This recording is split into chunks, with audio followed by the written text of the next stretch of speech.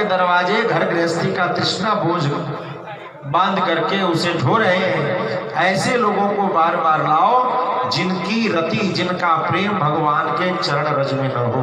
प्रेम श्री भक्तवत्सल भगवान की है। आपने देखा होगा अन्य सभी लोग अपने माथे पर अष्टगंध का टीका लगाते हैं, नहीं? बहुत तरीके, केसर पिसाता है, अष्टगंध पिसाता है, पता नहीं क्या क्या, चंदन और क्या क्या।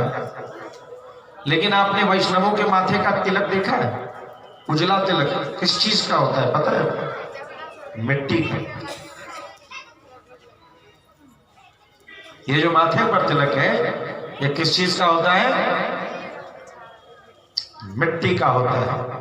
वैष्णव अपने जीवन के हर दिन का मंगलाचरण भगवान के चरण धूलि को, भगवान की चरण धूलि से अपने माथे को सजा करके कहता है कि अब मेरा दिन मंगल हो।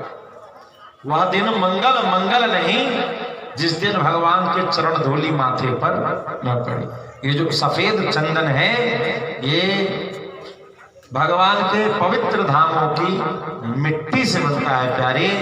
हम अपने देश की मिट्टी, अपने राम कृष्ण के चरण की मिट्टी से ही अपना मस्तक जीवन भर सजाते हैं।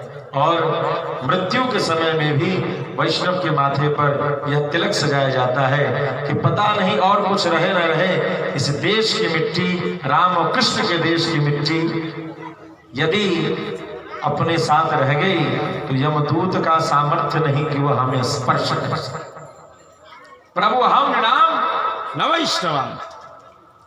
तो कहा जिनको भगवान के चरण धूलि से प्रेम न हो, वैष्णवों ने किया क्या? भगवान के चरण धूलि को ही अपना श्रृंगार बना लिया।